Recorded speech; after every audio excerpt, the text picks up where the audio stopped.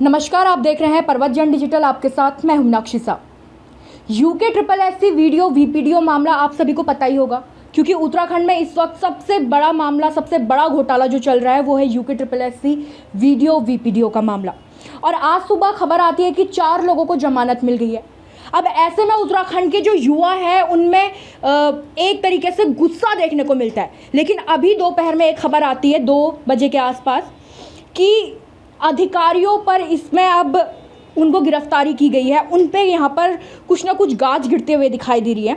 एक अपडेट मैं आपको दे देती हूँ जो कि इस वक्त की सबसे बड़ी खबर है, और यूके ट्रिपल एससी के लिहाज से वीडियो वीपीडीओ जो धांधली है उसके लिहाज से अब तक की सबसे बड़ी गिरफ्तारी है। आपको बता दूँ, पूर्व चेयरमैन RBS रावत, सचिव मनोहर कल्याण और पूर्व परीक्षा नियंत्रक RS पोखरिया को गिरफ्तार कर लिया गया है। तो इस सब के बीच में हमसे बात करने के लिए जुड़े हुए हैं बॉबी पवार जी, बेरोजगार संघ के अध्यक्ष। नमस्कार बॉबी जी। जी नमस्कार मैम। सर, आप इस पूरे प्रकरण को किस तरीके से देख रहे हैं? सुबह 4 लोगों को जमानत मिली है, अभी 3 बड़े अधिकारियों पर गाज गिरते हुए दिखाई दे रही है। देखिए, सुबह जो 4 लोगों को जमानत की बात है, जितना हम अखबारों के माध्यम से जानकारी जुटा पाए हैं उसमें जमानत मिलने का सबसे बड़ा कारण है कि उनसे कोई रिकवरी नहीं हुई है। अब मैं ये प्रश्न करना चाहूँगा सरकार से भी और STF से भी, आपने रिकवरी अभी करी कितनी है? क्योंकि घोटाला तो बहुत बड़ा है। जहाँ पर एक और कंपनी के जो मालिक है उन्होंने कहा कि 2 करोड़ मैंने लिए हैं, कंपनी के ही कर्मचारी है 36 लाख उन्होंने लिए हैं, और भी तरह तरह की जो इन्होंने पैसा लिया था उसमें तो ये अमाउंट बहुत बड़ा हो जाता है। परंतु अभी तक जहाँ तक मैं देख पा रहा हूँ 1 करोड़ के आसपास रिकवरी हो पाई है। और जहाँ पर परीक्षा में, पेपर में बड़ी मात्रा में खरीद फरोख्त हुई है, तो आंकड़ा बहुत ज़्यादा करोड़ों का मामला है। अब रिकवरी ना करने के कारण उनसे रिकवरी नहीं हुई है और उनको जमानत मिल गई है। तो सबसे बड़ा सवाल यहाँ पर उठता है कि हमारे STF ने भी कहा था, हमारे सरकार ने भी कहा था कि हम ED को इन्वॉल्व कर रहे हैं और उस ED के माध्यम से इन माफियाओं की संपत्ति की भी जांच होगी, उनसे रिकवरी भी करवाई जाएगी।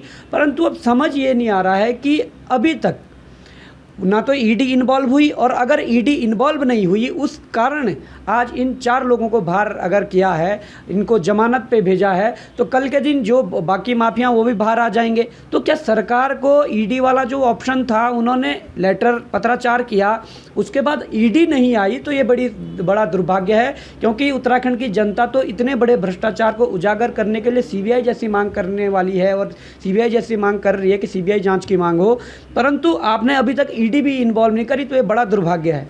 बॉबी जी, बीच में इस तरीके की खबरें आई थी कि ED को सब कुछ बता दिया गया है। अब ED से जो भी है लिखित रूप में ED उनसे मांग रहा है, मतलब कि था कि STF की तरफ से भी था कि ED इन्वॉल्व हो चुकी है, लेकिन अभी तक वो ED नहीं दिखाई दे रहा, जैसे कि आप भी बोल रहे हैं।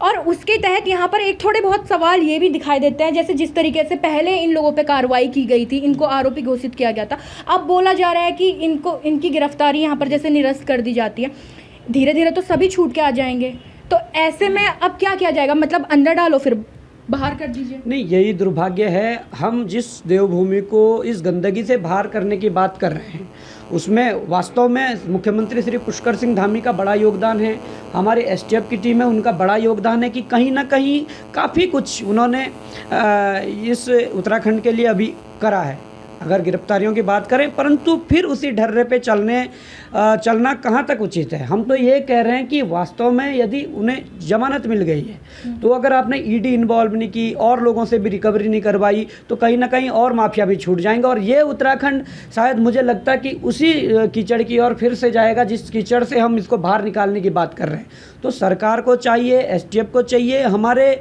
उत्तराखंड वासियों को चाहिए कि ऐसा उत्तराखंड हमें मिले जो उत्कृष्ट उत्तराखंड, जो पूरे देश में हम उसके उत्कृष्ट राज्य इसे घोषित कर सकें।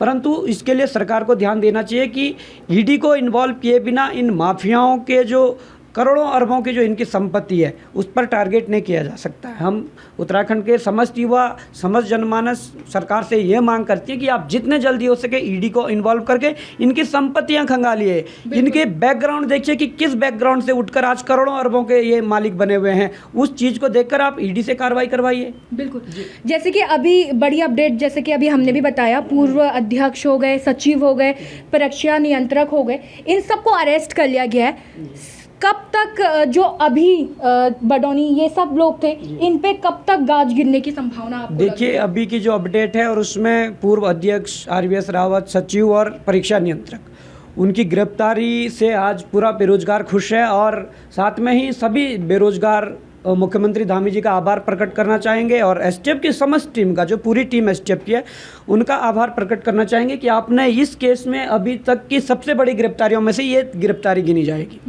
और मैं कहना चाहूँगा कि उनकी आपने गिरफ्तारी कर ली, जो पिछले सरकार का मामला था और 2016 का वीडियो का था, तो ये अच्छी बात है। परंतु वर्तमान में अगर सीसीटीवी फुटेज नहीं मिल रहे हैं, जब RMS टेक्नो सॉल्यूशन में जब पेपर प्रिंट हो रहा था, जब पेपर पैकिंग हो रहा था, उस दौरान के आपने सीसीटीवी फुटेज भी गायब कर दिए हैं और कई ऐसे और मतलब साक्ष्य हैं या कई ऐसी घटनाएं हैं जिसके आधार पर वर्तमान के जिन्होंने इस्तीफा दिया है, अध्यक्ष जी, सचिव जी और परीक्षा नियंत्रक जी, जो ये वर्तमान वाले थे, इन पर कार्रवाई कब होगी, सबसे बड़ा सवाल ये है। क्योंकि कार्रवाई होना तो निश्चित और होनी भी चाहिए, क्योंकि इनके खिलाफ काफ़ी कुछ ऐसी चीज़ें हैं, वो सीसीटीवी फुटेज ही गायब हो गई है, तो आप बताइए ना किसकी जिम्मेदारी है? इन तीनों की जिम्मेदारी थी। अब इन्होंने उस चीज़ को या उस अपने जो इनका कर्तव्य था उसको निभाया नहीं, तो कम से कम इन पर कार्रवाई हो, इन लोगों पर भी गाज गिरनी चाहिए। और भी जो एस राजू जी ने जो इस्तीफे देते हुए एक शब्द कहा था कि मेरे ऊपर माफियाओं और मेरे ऊपर सफ़ेद पोशों का दबाव है, तो हम इस चीज़ पर अड़े रहेंगे और तब तक अड़े रहेंगे जब तक किसी बड़े सफ़ेद पोश की गिरफ्तारी नहीं हो जाती है। वो सफ़ेद पोश कौन थे जो दबाव डाल रहे थे एस राजू जी पर कि आप जांच ना करवाइए? तो ये जो बड़ी गिरफ्तारियां होनी है बाकी है। जी, आपने यहाँ पर सफ़ेदपोश नेताओं का यहाँ पर नाम लिया है। जिस तरीके का ये प्रकरण है और जितना बड़ा ये प्रकरण है, कहीं ना कहीं सफ़ेदपोश नेताओं का नाम सामने आ सकता है, लेकिन क्या सवाल यही है युवाओं का भी और उत्तराखंड की जनता का भी, क्या एसटीएफ का दायरा सफ़ेदपोश नेताओं के कॉलर तक जा पाएगा? क्योंकि इसी के लिए बार बार सीबीआई जांच की मांग की जा रही है। देखिए एसटीएफ ने अभी तक जो गिरफ्तारियां करी थी उसमें आज सबसे बड़ी गिरफ्तारी IFS जो ये अध्यक्ष जी थे, तो ये UPSC से निकले हुए हैं और एक IS कैडर ही इनको हम मानेंगे।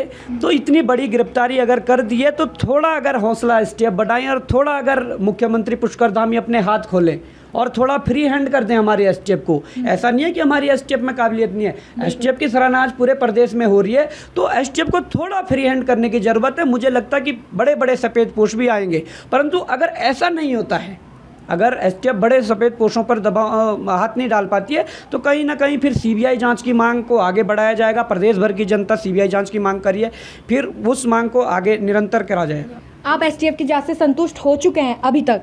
नहीं, अभी तक की जांच से संतुष्ट है। अभी तक की जांच में काफ़ी बड़े बड़े माफिया गिरफ्तार हुए हैं, बड़े बड़े अधिकारी गिरफ्तार हुए हैं। अभी तक की जांच से संतुष्ट है, पर जो ये सीढ़ी चढ़ रहे हैं, जो ये कड़ी जुड़ रही है आगे, इस कड़ी में मैं ये कहना चाहता हूँ कि सब बड़े सफ़ेदपोश नेता भी शामिल है। उन बड़े सफ़ेदपोश नेताओं की जब तक गिरफ्तारी नहीं होगी तब तक थोड़ा असमंजस्य की स्थिति में आज पूरे प्रदेश का युवा है। और अगर ऐसा स्टेप कर देती है और हमारे धामी जी जो हैं वो एसटीएफ को फ्री हैंड छोड़कर अगर ये कर दें कि जो नेता अगर रडार पे आ रहा है उनको आप उठाकर पूछिए और उनकी गिरफ्तारी करिए, तो कहीं ना कहीं हमें लगता है कि वास्तव में जांच सही दिशा में जाएगी। बिल्कुल। बॉबी जी, आप बेरोजगार संघ के अध्यक्ष हैं और उत्तराखंड में बेरोजगारी की दर बढ़ते ही जा रही है। हर युवा बेरोजगार यहाँ पर बैठा हुआ है, हर परीक्षा के बाद धांधली नज़र आती है। उत्तराखंड का युवा अंदर से टूट चुका है बॉबी जी, कि अगर कोई परीक्षा दे रहा है तो हो सकता है उस पर कोई ना कोई धांधली हो जिसकी वजह से उसका नंबर ना आए। क्या इस सारी कार्रवाई के बाद इन चीज़ों पर विराम लग पाएगा? बड़ा सवाल है। देखिए, हम कोशिश कर रहे हैं और 5-6 सालों से हम लड़ रहे हैं और हमारी कोशिश यही थी कि कम से कम एक पारदर्शी सिस्टम हम उत्तराखंड में बना सकें और उसके लिए प्रयास निरंतर जारी है। और इस घटना के बाद, इस एक्शन के बाद हमें लगता कि कहीं ना कहीं रोकथाम होगी, परंतु अभी कुछ और ज़रूरतें हैं। अभी सिर्फ UKSSC का मामला खोला है, हम बहुत जल्द UKPSC का खुलासा करने वाले हैं। वहाँ पर बैठे अधिकारी जो आयोग के अंदर से ही साठगांठ तय कर लेते हैं अभ्यर्थियों के साथ, उनको भी अब चेतने की ज़रूरत है। वो भी जान लें कि बहुत जल्दी तुम्हारा भंडाफोड़ होने वाला है अगर आपका रवैया इसी तरह रहा। तो ये आपको बहुत जल्द सुनने को मिलेगा कि हम एक बड़े खुलासे के साथ लोगों के सामने आएंगे और जनता को बताएंगे कि UKPSC में भी किस प्रकार से गोरखधंधा चलता है। बॉबी जी, क्या आज के दिन को, जिस तरीके से आज कार्रवाई हुई है, क्या आज के दिन को आप सारे उत्तराखंड के वो युवा जो कि परेशान हो चुके थे उनकी जीत के तौर पे देखेंगे? बिल्कुल, देखिए कहीं ना कहीं एक छोटी सी जीत युवाओं की हुई है, जिसमें कम से कम ये उम्मीद जगी है युवाओं में कि कम से कम हमारी जो परीक्षाएं होनी है वो पारदर्शी रूप से होंगी। ये उम्मीद तो जगी है, परंतु इस उम्मीद को अंजाम तक पहुंचाने के लिए, इस उम्मीद पर सरकार हमारी खरी उतरती है, तो कम से कम इसको कार्रवाई को आगे निरंतर जारी रखना होगा। और कुछ और चीज़ें हैं इसमें, हमने जैसे यूकेपीएससी की बात करी, तो वो चीज़ें हम एसटीएफ के सामने भी रखेंगे, अपनी सरकार के सामने रखेंगे, मुख्यमंत्री जी के सामने रखेंगे। तो हमें उम्मीद है कि मुख्यमंत्री जी अगर कार्रवाई के आदेश देंगे तो बहुत कुछ वहाँ से निकल कर आएगा, जिससे कि हमें लगता है कि कुछ वर्षों तक या उत्तराखंड में आने वाले जो भविष्य है वो कहीं ना कहीं हमारे जो डिपार्टमेंट है यहाँ उत्तराखंड में, जितने भी विभागों में यहाँ से चयन होकर जो अभ्यर्थी जाते हैं वो कहीं ना कहीं साफ सुथरे होंगे और वहाँ पर योग्य लोग पहुँचेंगे। बिल्कुल। तो एक बेहतरीन उत्तराखंड की जो भविष्य की नींव है वो रख दी गई है। उत्तराखंड के युवाओं ने ऐलान कर दिया है, भैया किसी भी तरीके की धांधली तो हम बर्दाश्त नहीं करने वाले।